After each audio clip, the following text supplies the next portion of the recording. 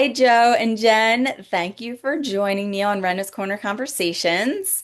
This is actually the first time that we've officially met. I know we've gone back and forth in some emails, and Joe and Jen have an organization called Ability Tree. And I stumbled upon you guys. I don't know if I had heard of you previous to this because I do listen to a lot of podcasts. I hear a lot of things about disabilities or special needs ministries in churches.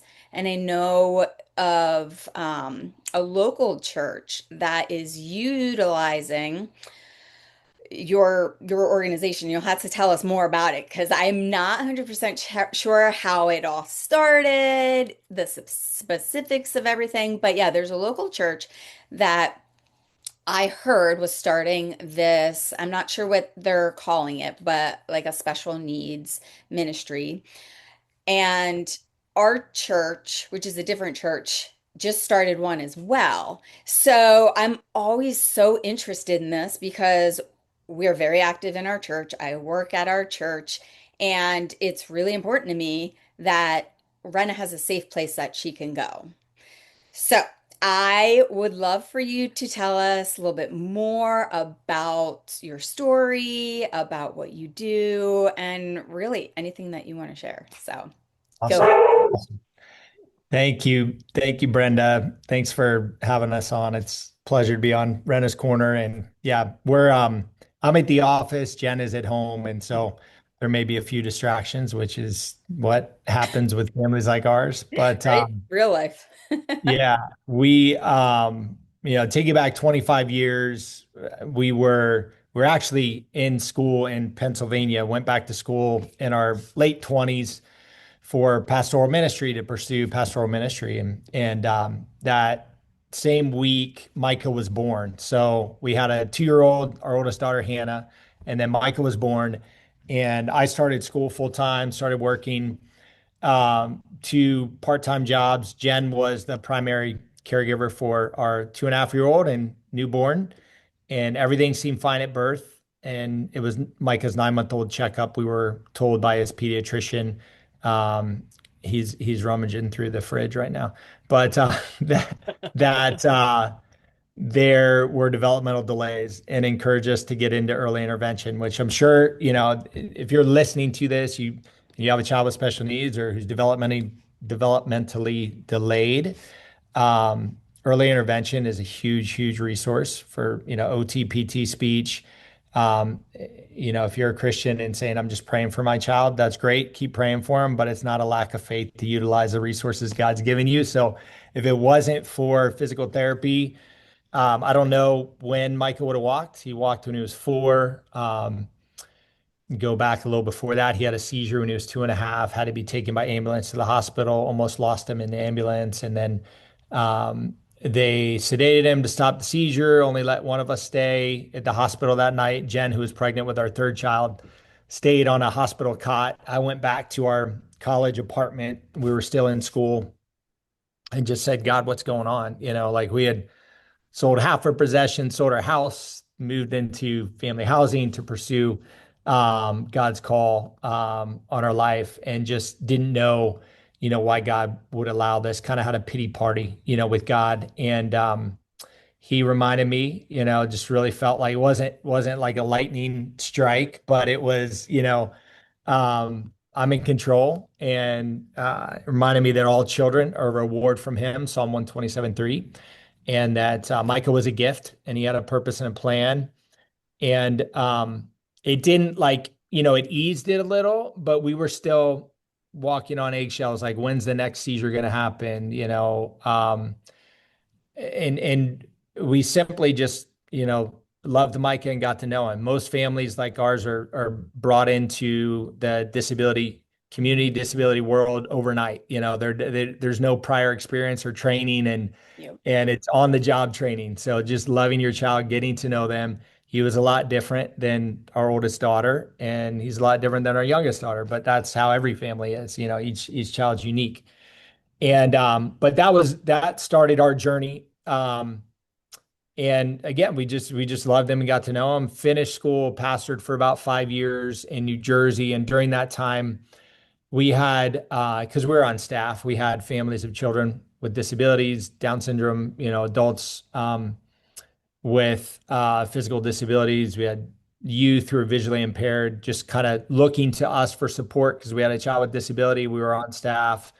But our church honestly wasn't very disability friendly or disability inclusive. And um, leadership didn't understand, like they saw families like ours as kind of outcast and in the margin, not the majority. Mhm. And it was over those 5 years that God really spoke to us about, spoke to Jen first, really about a new calling, really.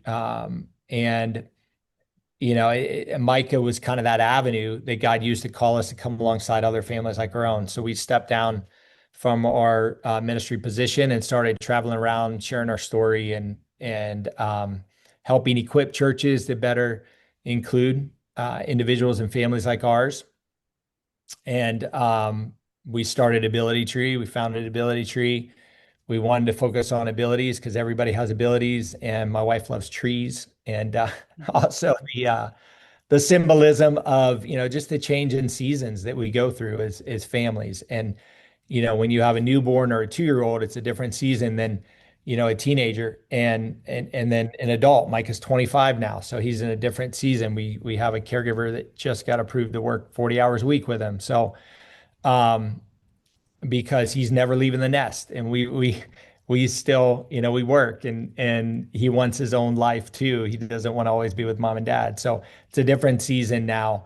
But it's, it's different, but it's great, but there's different challenges that families like ours face. So that's kind of our personal story. And Jen, I don't know if you want to add a little to that. Yeah, I mean, Joe really covered so much, and there's just so many aspects. Really, Ability Tree has grown with us as we went through these journeys. Like when he was a little kid, everything was really kid focused. And then he became a teenager, and we had new little kids coming over to our rest center that we have in Arkansas, and he was a teenager, and it just wasn't fitting anymore. And we're like, wait, we need a teen program. What? Oh, so then we went into teen programming, and then all of a sudden he's out of high school. That's a big drop off. And what's next? And so then an adult program. We have camps. We have a camp in Oklahoma for a week. We have 3 in Pennsylvania this year for adults 18 and up, providing respite for families because they needed some time. And our programming has expanded from art to sports. There's just like such an array of things. We can possibly talk about all the things that God has done in the ministry, but yeah, selfishly it was because this is where we're at. Like we gotta have something. And so Ability Tree just became this family to us because as we were walking through seasons, now they can walk through those seasons with us. And honestly, our family wasn't really didn't know how to handle us, but our Ability Tree family understood it, and they were there with us. And so it's really grown into that over the last 16 years. Mm. Yeah, and just to share kind of, Ability Tree, yeah, again, we started out of a personal need, like Jen said, but we wanted it to be very relational. And so we're, every parent of a child with special needs goes through IEP meetings and all that kind of stuff. And a lot of times you feel like you're not really a part of the team, and legally you are, but uh, sometimes you'll have, and we love the educators, and Mike has had some great teachers and paras and therapists and doctors, and we're grateful for them. But a lot of times we felt like we were being told what's best for our child, and we weren't a part of that conversation or that decision making. And so we basically invite families. We started Ability Tree in Arkansas. That's so in our travels, we got invited to speak in Arkansas, had a vision there, had a business person give us a building. So we started day and after school programming and community events for families. That's how Ability Tree started. And, really just building that relationship with them. Hey, come in, meet us, tell us about your family. We include siblings in the majority of our programming.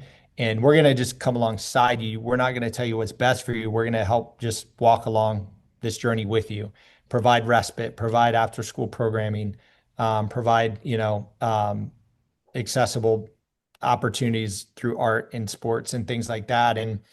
And so that's what we did. And we continue to help churches, what we say, make Jesus accessible, because every person needs Jesus, every person needs community, and the church is positioned to provide both. And in the church, it's very relational too. So we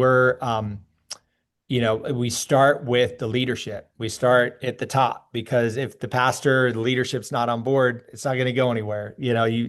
There's a lot of times families are trying to start this grassroots ministry within the church, but the leadership isn't behind it, and it fizzles out a lot of times because it's just all the weight is on the families who already are weighted down, and they need ministry. They need to receive ministry in those early years a lot of times.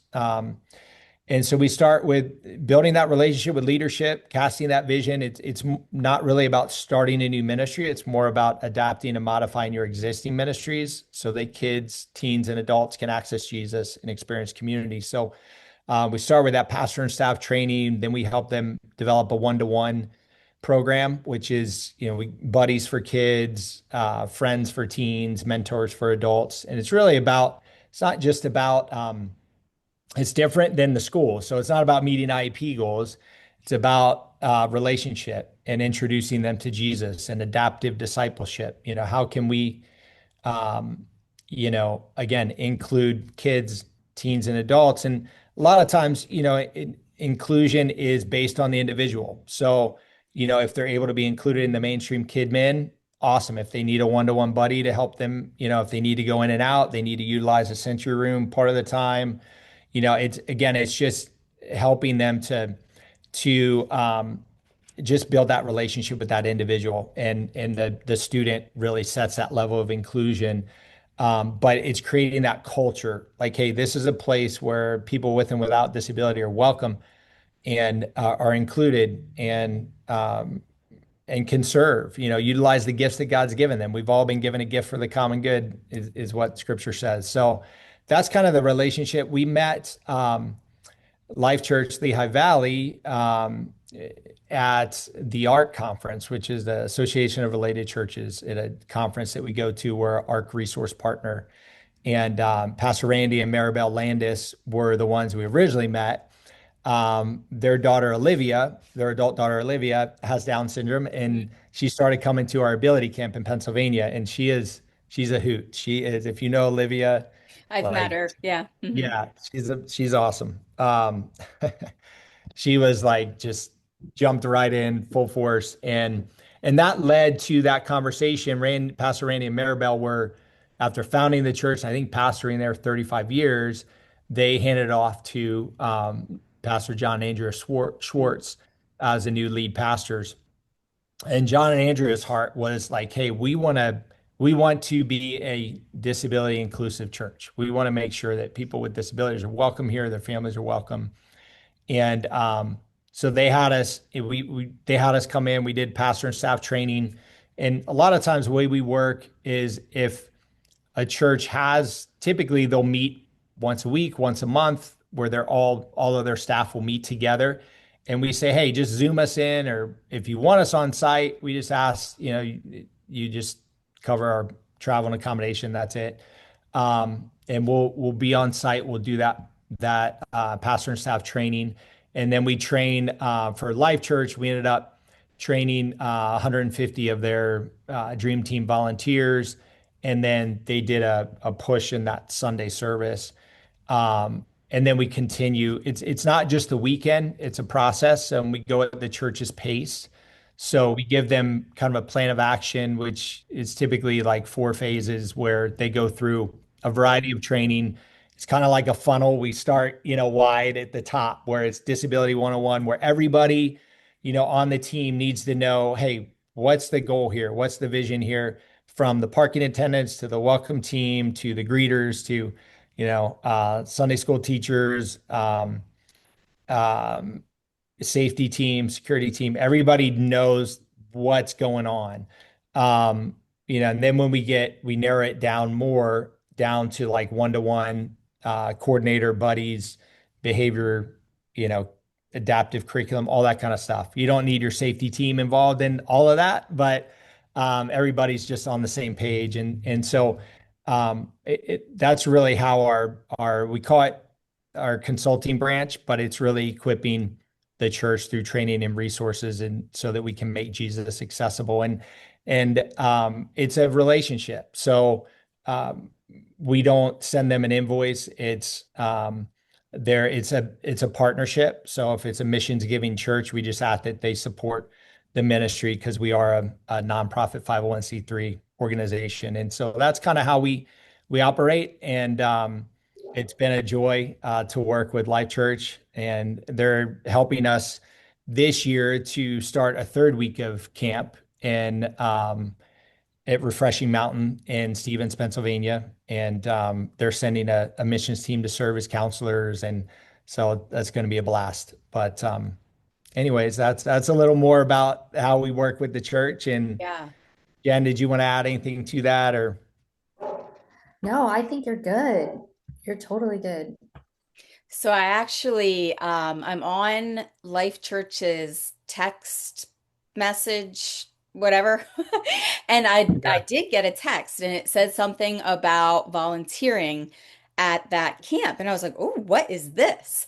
Because I knew the name of Ability Tree already. And I looked at it, but Renna goes back to school. So Oh she'll be in man. school, but I I was like, know "Darn it." that's the hard part because we honestly, as a miracle, got our second week. Someone ended up backing out at the last minute, and we were able to get that July spot, which is such a primo spot, those 2 weeks. Mhm. But it's so hard to get those when everybody's out of school spots. So yeah, I totally get it. That's Yeah. We but have 2 weeks in July to Brenda. So if there's a day or something that you're able to come and visit, we'd that'd love to be have you. great. Yeah, Oh, that'd be I fun. should do that. Yeah. Yeah. Yeah, we would love to I see Yep. you. That'd be amazing. Yeah, The I do week know. after 4th of July. So the second and third week of July. Okay. So I know she does have extended school year. Is there a Friday that we could visit? Well, Friday, so yes and no. So the first week is Monday through Friday, but then the campers start going on Friday, but then we have a new team that comes in and a new campers that come that Friday evening. So Friday And is there's a Saturday or but Sunday too. Oh, Friday night is Yeah. the theme party that That's second yeah. week, and that is pretty exciting. I'm just gonna say. okay. So if you did come on a Friday night, like that was more convenient for you, Friday night would be great. It would be the new campers that came in, but we have that theme party that Yeah. night. Okay. If that Yeah. didn't work, maybe that next Saturday could work. Okay. Yep. Yeah. So Yep. how old is Renna? She's 6. Okay, awesome. Yeah. It's so funny because even as her mom, when she was younger and she wasn't expressing herself very clearly. I even questioned her competency. So I understand how it could be very difficult for others who don't understand our kids to Yeah. question their competency. But now that she is able to walk, she started walking at 4 as well. Okay. Um, and she doesn't really have words. She's said some words, but it's usually not consistent, but it usually is in context. So, Mhm. but she is at a phase where she is very sassy. She, That yeah, girl's in general. right? She just did this the other night. She was so tired, but she wouldn't let me help her towards the bathroom and the bedroom to get ready. She did this back arch thing and tumbled to the kitchen floor and like just laid there and started sucking her thumb. I'm like, what are you doing? I'm like, okay, just stay there for a little bit. So I let her stay there for a little bit and then I tried to pick her up again. Yeah. She's like, Yep. uh like, girl. But anyway, it just when you asked how old she was, I was like, oh, Yeah. she's like she's Six in going the on same, 13. right? But Yeah. it's Yep. cute and difficult all at the same time. But Yes. I'm thankful. I'm so thankful that she's starting to be able to really express herself and Mhm. communicate in nonverbal ways.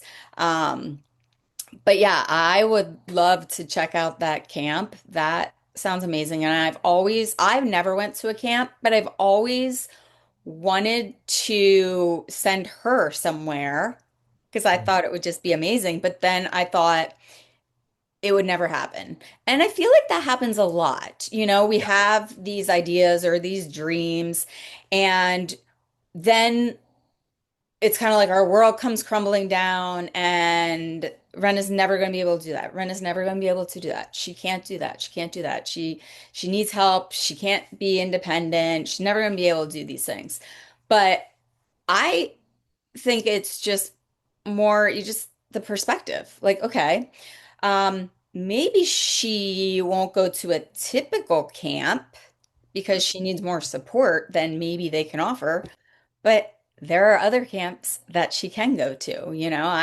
I just had another conversation earlier this morning, and we were talking about how you have these plans and how you think your life's going to go, and we all know that that's never the case. Yep. But I had these dreams that I would go mountain biking with Renna, and not just like on a flat gravelly trail, but like down a mountain because I love crazy mountain biking. She's not going to do that. Yeah. But she has a little Amtrak, and hopefully she'll start pedaling on her own, and then she'll be able to get better and better and be able to go on a bike ride with me. And it might Yeah. not look the way I thought it would look, but in a way, it's even more special. The journey just feels so much more meaningful. I don't know if you guys have Yeah. experienced that I think too. I think we are always putting everything into, well, I know I was guilty of this before, putting everything into this box and how things should look. And I think Mike is the best gift that could have ever happened to me because he took that framework that I had and everything's out of the box. Nothing is what I envisioned. Hmm. Um, I mean, just to give you an idea, like when Hannah was born, and maybe you did this too, I had the calendar and I was tracking like, oh, she did this right on time. She did this right on time. She's doing this. And I was tracking it all. I was fabulous at being a mom because she's right on track. And shame on me because that's not how we're designed to be. We are all individuals and we're unique and different. And when Micah came into my world, there was nothing I could control about this. Yes. Nothing. Like I can't control. I have to go to the hospital right now. I can't control that. Like I have to do this. And um life changing for me. Like when I go out with like I was also very like I got things to do. I've schedule. I'm so organized. Hmm. And if I go out with Micah, he's Mr. Social. We're gonna talk to Run it someone too. out. I have people's phone numbers in my phone that we've met at restaurants, on the street, Walmart, whatever. And I'm so thankful for those relationships now. Like they've been amazing. I mean, the people we have met, some of my most beautiful friends that I have are because of Micah. Hmm. And it's because he forced me to stop and say, no, we don't have to do it this way.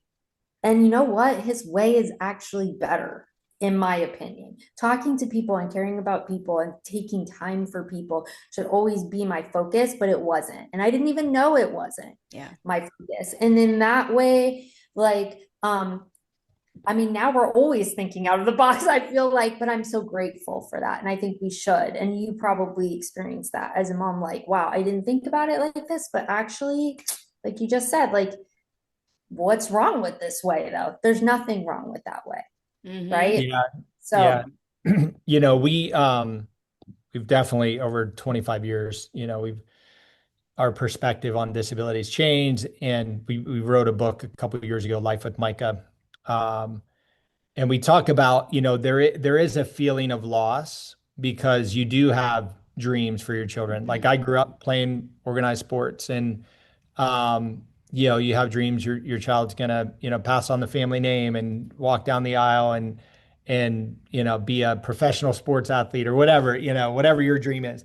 Um, and as dads, when that doesn't happen, it's hard. We try to fix the issue, or we may look at our child as a problem or something to be fixed, but it's not. They're not a problem. They're not somebody to be fixed or somebody to be loved. And acknowledging that, yes, there's some things that are going to look different. There's some things that physically they may not be able to do, but God has a purpose and a plan for their life. Psalm 139 has been a common verse that you hear, that we're fearfully and wonderfully made.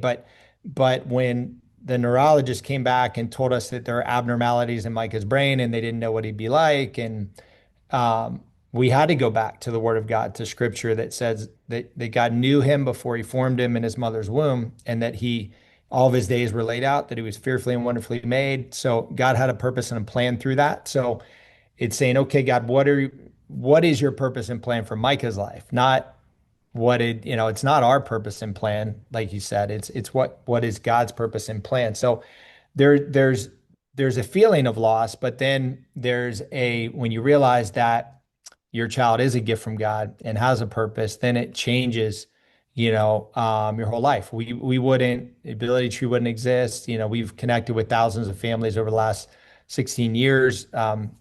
We've connected with truckers and truck stops, because Micah keeps going up to one guy out of 60 truckers and happens to have an 8-year-old with autism, and helped him and his wife start a ministry at their church. And I mean, there's countless stories of that where Mike has just gone up to people that we would have never connected with, and he's got his own ministry in his own way, and he's verbal, but um, it's hard to understand kind of where he's coming from, and he can't have a conversation like, "Hey, mom and dad, I just had this great conversation with this person at the truck stop," and we don't know all that God's doing and all that he's thinking a lot of times, but we've just seen the impact that he's had on others in his life, and he's made a huge impact on people's lives, and our family is better because of him. And our girls would say they are more compassionate and more loving and better perspective on life than if Micah wasn't in the picture. So we try to, like I said, we named it Ability Tree because we want to focus on abilities. Not that, disability is not a bad word, but it shouldn't define, any person. And so yeah, how can we adapt and modify? Like, when Micah was in youth group, the our youth pastor did a really good job of including him. Um, one day, it was a Sunday after church. They were planning their life group meeting. They were going to ride bikes down to the creek, and Jen, said, "Well, Micah can't ride a bike, so like, how's he going to go?" And he's like, "Well, I don't know. I'll try to think about it." And kind of, was a little frustrating. And on the way home from church, we just prayed like, "Hey, you know, ask God to give the youth pastor wisdom." And about an hour later, he called and he said, "Hey, we have a youth leader riding behind in a truck behind those on the bikes in case somebody has a flat tire. Would Micah want to ride, shotgun with the youth leader?" And we're like, "Yes, that's perfect." It wasn't about riding a bike. He didn't care if he was riding a bike or not. He had a three-wheeler too when he was younger, but it was about being included, with his friends and being a part of the youth group. And so he got to ride in the truck and got to hang out at the creek with his friends. And so that's what inclusion is. Inclusion doesn't mean everybody has to do the same thing. It just means everybody's welcome and included. So as the church, I think we just need to do a better job, as the body of Christ and as the big C church. Like, um, everybody doesn't have to sit and be quiet, in kids church, or, even in adult church. Like, it's okay to have a little bit of noise going on, especially if the person can't help it. Yeah. Um, so, yes, if somebody's going on stage or going in areas they don't need to go, like, let's address that. But how can we, let's be more aware, let's be more educated on how to better welcome and include. Let's turn the sound down a little, turn the lights down a little, have more still backgrounds instead of moving backgrounds for those who that's distracting, just thinking outside the box, and thinking about the 20% on average of families that are impacted by disability or autism or neurodivergence. How can we better welcome and include them as the body of Christ? And the church has always led the way in just hospitals and um, you know, ministries helping the homeless and just all kinds of things. We've always met the need. Back in biblical times, if there was a need, you would go to the square, you would look for a Christian, and they would help. They would give you a place to stay or provide. And I think as a church, we need to get back to that. How can we be? We are the church is the hope for the world. But I think when it comes to special needs families, the church is the last place they think of sometimes of going to for help. So, it's getting better, but we have a long way to go. And I'm not bashing the church. I'm saying, hey, how just kind of compelling the church to do better, And so I have hope for that. And it's it's not about the person's ability level. It's the fact that they're made in the image of God. They are a welcome part of the body of Christ, and they have value because of that. Yeah, for sure. There's been multiple moms that I've talked to in the past that they don't go to church anymore because um, someone in particular I just talked to recently, and her son doesn't have any sort of a diagnosis at all, but he I think he's 6 as well. He will not stay in the room. As soon as his mom leaves, he runs out. I think maybe he cries, and she just doesn't feel welcome because I feel like sometimes the volunteers don't fully understand what to do, even with Renna. Some of them are great and they really connect with her and they're really help to make her feel included. And then others are like, oh, she's being really loud and disruptive. Let's take her over to the sensory room. Yeah. I don't know if she's dysregulated, but she loves the sensory room, but does she need to be separated? You know? Yeah. So I agree. There's lots of work to do. We're coming down to our last few minutes. So if there's anything additional you want to share, I will definitely put your website, or do you do Awesome. things on social media too? Okay, I'll Yes. include that Yeah. too. Yeah, add Ability Tree on Instagram, Facebook. Like if you go to the website and go, you can see the different, our story, you can see about Life with Micah book, our shop, camps, all the things. Because I know we didn't have a ton of time to go through all of that. But yeah, we would love to help support, provide resources in any way we can for you guys too. We appreciate what you're doing out there. All my family's from there, so I love that you're based in Allentown. That's awesome. I've already shared your stuff to a million people. So Thank you. thank you. Yeah, yeah. All right, so I will share everything and then get this up for everyone to see. And I just Cool. wanted to thank you both so much. Yeah, I have 2 crazy dogs. They always interrupt. But it's been a pleasure. I love what you're doing. And yeah, I'm excited to see where God leads our families and our ministries. So thank you both very much. You're welcome. Thank you, Brenda, for having us on, and pleasure to meet you, and look forward to meeting you in person, hopefully this summer. Yes. All right.